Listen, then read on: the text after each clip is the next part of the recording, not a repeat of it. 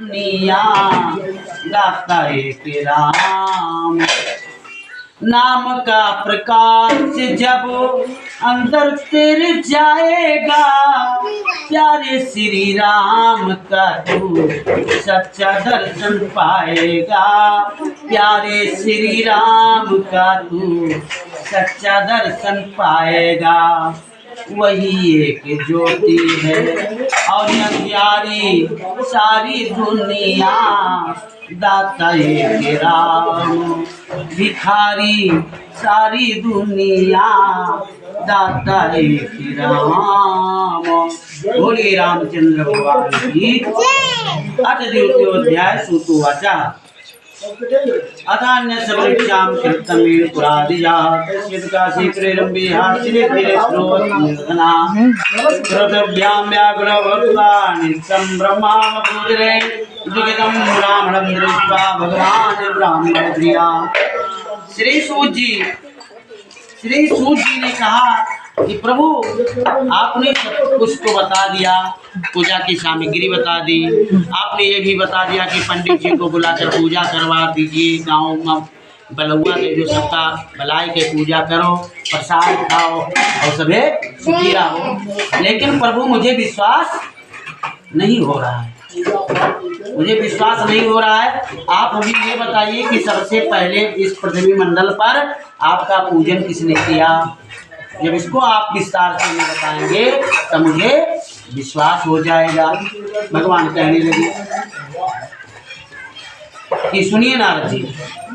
भगवान ने स्वयं अपने मुझसे कहा कि नारद जी सुनो, एक सुंदर काशीपुर नामक एक गांव है, उस गांव में चारों वर्ण के लोग रहते हैं, ब्राह्मण क्षत्रिय शूद्र और वैश्य। चारों वर्णों में श्रेष्ठ वर्ण ब्राह्मण वर्ण, जिसका नाम है सतानंद। एक सतानंद नामक ब्राह्मण है, बेचारा जन्म से ही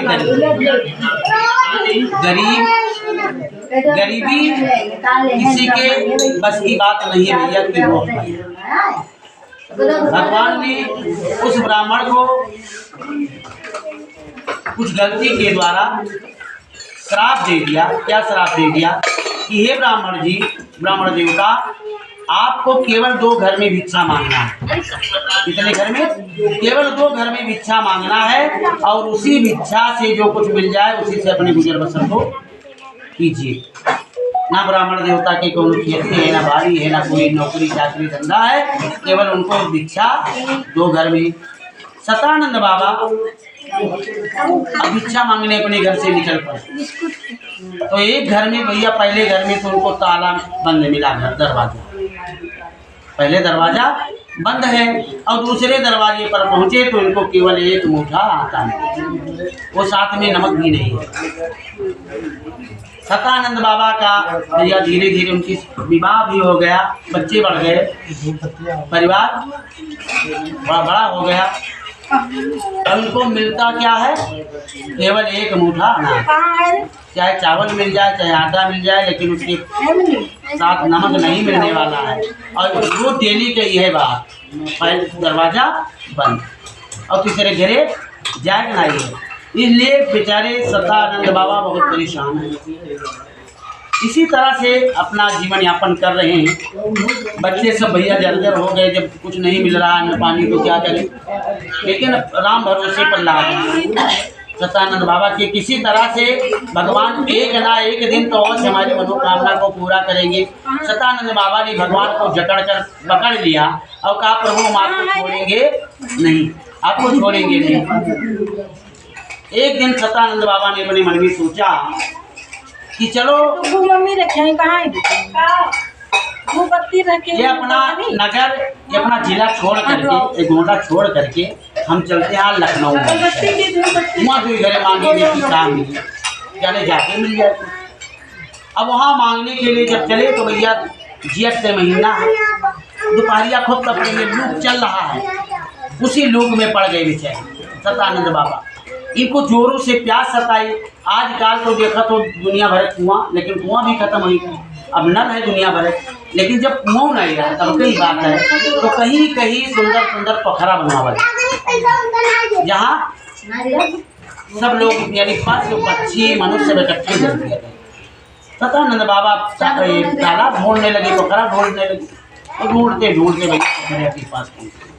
अब ही लखनऊ भिक्षा मांगे नहीं पहुंचे। जब भैया उस पोखरा पे पहुंच गए तो कमंडल ले आ रहे, अपने कमंडल में उसी पोखरा से जल निकाला और सोचा लाओ हम जल को ग्रहण करने के लिए अपनी प्यास को बुझा ले। जैसे कमंडल को उठाया खेलने के लिए उद्युक्त हुए आगे बढ़े, इनके सामने भगवान विष्णु जी एक साधु के रूप में पीला वस्त्र धारण किए हुए इनके सामने प्रकट तो जब इनके सामने भगवान विष्णु ब्राह्मण के रूप में प्रकट होते हैं, सतानंद बाबा अब भगवान को देखते हैं। भगवान ब्राह्मण देवता सतानंद बाबा को देखते हैं तो भगवान पूछने लगे कि बाबा तुम्हें क्या कष्ट है। तो भगवान को देखकर सतानंद बाबा रोने लगे। भगवान कहने लगे हे ब्राह्मण देवता तुम अपने रोने का कारण हमसे बताओ। सतानंद बाबा रो रो कर कहते प्रभु मैं अति दरिद्री ब्राह्मण, बहुत बड़ा दरिद्री ब्राह्मण, हमसे बड़ा गरीब पृथ्वी पर कोई नहीं है। प्रभु भिक्षा के लिए मैं पृथ्वी मंडल पर धर्म करता हूँ। प्रभु केवल 2 घर में भिक्षा मांगना ब्राह्मण का कर्म है। प्रभु मैं 2 घर में भिक्षा मांगने के लिए आगे बढ़ता हूँ, लेकिन एक घर में आपकी ऐसी इच्छा, भगवान की ऐसी इच्छा, दरवाजा बंद होता है और दूसरा घर पर केवल एक भिक्षा मिलता है। प्रभु इसी भिक्षा से मैं अपने परिवार का भगवान अपने मन में सोचने लगे कि ये ब्राह्मण वास्तव में दरिद्र है, बहुत गरीब है। ब्राह्मण को दया आ गई, भगवान को दया आ गया। कहने लगे ब्राह्मण अब केवल आपको कल दिन भिक्षा मांगना है और उसके बाद आपको कभी भी भिक्षा नहीं मांगना, लेकिन जो मैं कह रहा हूँ उसे आप ब्राह्मण देवता कहने लगे प्रभु भगवान कहने लगे कि देखो ब्राह्मण देवता आपको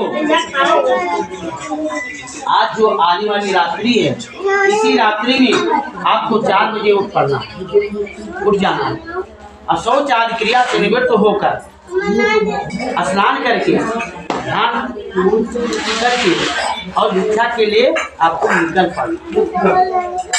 जहाँ आपको सूर्य की लालिमा दिखाई पड़े उसी जगह एक स्थान सुरक्षित स्थान पर आपको बैठ जाना है, केवल भगवान के नाम का संकीर्तन करना और वहीं पर जो आपको भिक्षा मिल जाएगी उसी भिक्षा को आपको स्वीकार कर लेना, अलग मांगने भी नहीं जाना।